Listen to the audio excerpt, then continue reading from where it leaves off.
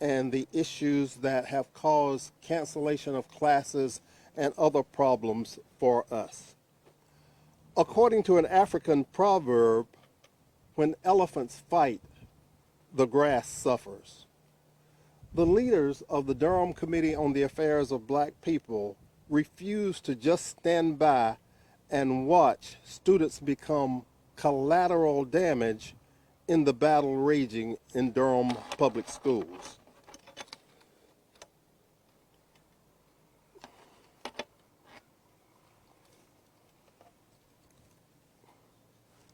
The education of our children is the reason for the existence of the Durham Public Schools.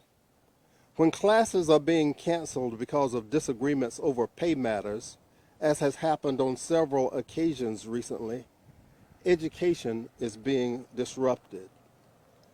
Today, we are calling on the Durham Public Schools Board, the Durham Association of Educators, classified workers, and any others who might have a role in the cancellation of classes to take a 30-day pause in actions that might lead to unplanned school closings because of the pay issues.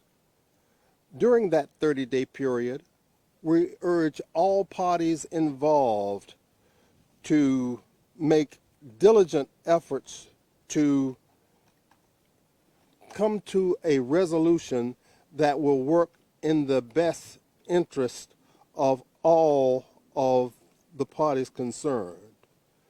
We support fair and just compensation for the classified workers whose pay is in dispute, as well as all other DPS workers, and ask that the pay for those classified workers be maintained at previous levels throughout the end of this school year. It is certainly not the case that the students and the parents are the only ones being hurt by the cancellation of classes. Such cancellations cause hardships for parents, guardians, other caretakers, and employees as well. We are concerned about the sacrifices of all.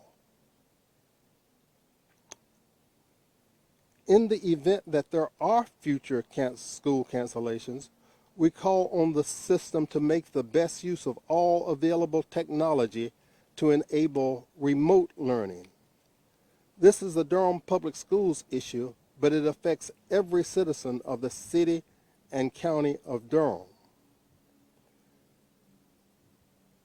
Again, we ask that all parties involved, including the county commission, and that's very important.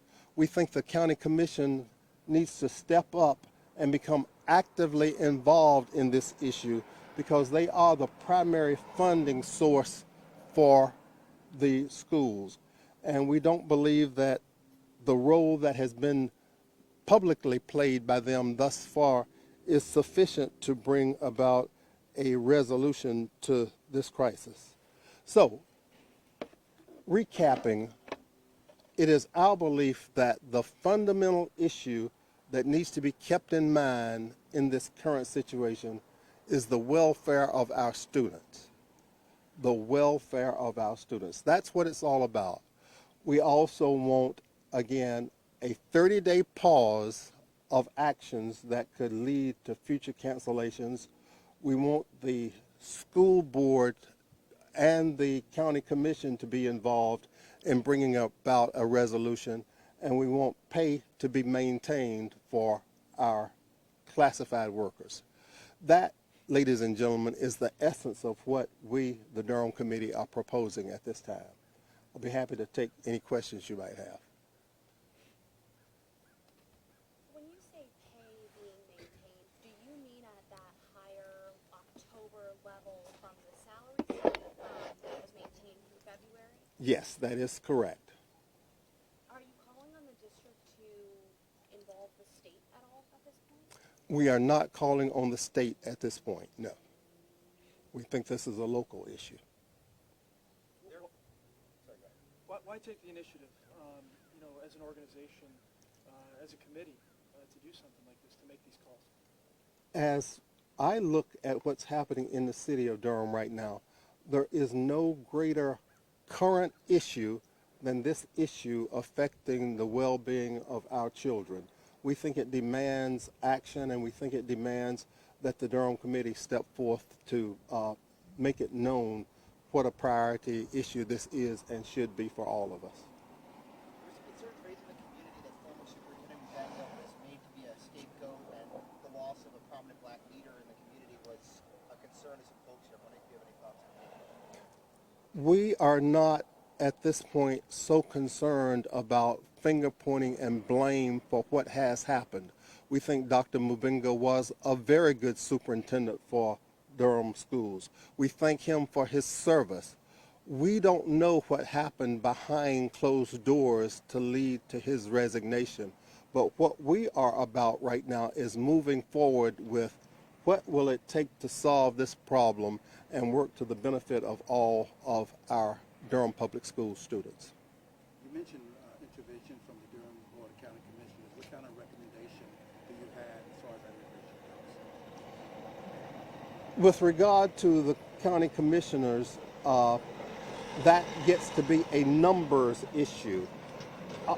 This problem is going to take money to solve. I don't know what the dollar cost will be, and that's, as they say, above my pay grade to try to figure out what that number should be. But we are asking the Board of County Commissioners to step up and do what they need to do to provide adequate funding to. You're asking the Durham Board of County Commissioners to bail the school system out of their malfeasance and spending? Is that ultimately what you're asking for? I wouldn't phrase it that way. I would say that the county commissioners are certainly the ultimate funding source for the schools. They are the ultimate funding source, other than the community, for the success of our schools through funding. And again, we are calling on them to do what they need to do to right the ship in this situation. Would you claim that what happened with the school system is financial malfeasance on their part, and then requesting for the county to participate would be their bailing the system out for that mistake? Are you willing to accept that? I don't want to engage in labeling and using terms like malfeasance. I have read numerous reports about what happened, and there seem to be contradictory versions of what happened. So I don't want to use a term like malfeasance.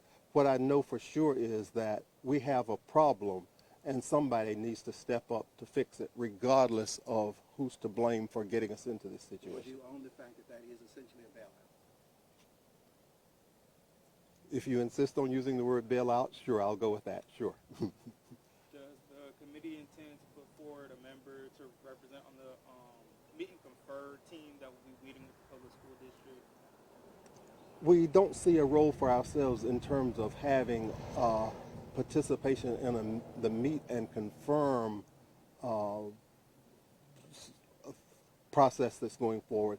But we are available and will be reaching out to some of the various parties to try to let our support for reaching a solution be known, and again, our concern for the students and the employees of Durham Public Schools. So what do those other actions look like if you're not going to participate in meet and confer? Well, again, I would say that first of all, just letting our strong voice be known. Everybody recognizes that the Durham Committee on the Affairs of Black People is a strong voice in Durham, and that we exercise a certain role in what's happening here. So we are letting it be known that we are using that voice and that role to push for the best resolution possible. What that best resolution will be, we don't know, but we know that a solution has to be found for the good of our community. And how does that provide you all more leeway and more of an active role than participating with the school board in a direct discussion along with DAE and the other representatives? I don't know that we would be adverse to participating in such a discussion. Certainly if we are invited to, we would accept such an invitation, but we have not been invited to, and we don't want to try to force our way into such a conversation. The district has said keeping the raises would would be $9 million over budget. Can you talk about why you're not calling for anything from the state? That's a big number. It is a big number, and it's a difficult proposition. And as I said, we don't want to get into what the cause of this is, but it obviously is a local situation, and we are calling for a local solution to it. And we recognize that there are a lot of other school systems around the state, and that the state probably would be reluctant to start trying to step in and, again, to use a phrase, bail out local school systems, in that I'm not aware of a precedent for that. Are you confident that the district's going to be able to let these employees keep their raises? I hope that they will be, at least through the end of this year. It's difficult to look into the future, but we are hopeful for that. We can all imagine what the situation would be if we had been, in effect, promised a raise and are given a raise, and then someone came along, perhaps after we had made commitments based on that raise. If someone comes along and says, no, we're going to have to take that money back, that's a problem. Others? Okay, in order to get off the hot seat, I'm going to say thank you, ladies and gentlemen, for coming. I would be happy to answer any individual questions you might have, and hope you all will have a good day. Thank you again. May I just have one more time, your name, spelling, and proper title, so I get all that right, please? Certainly, be glad to.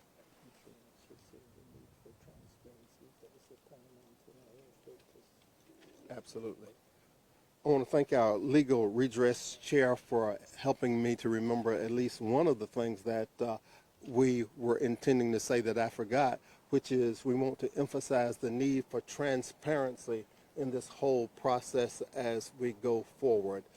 Obviously, there are probably things happening behind doors that we and others aren't aware of, but we think that there is a need for great transparency in this process.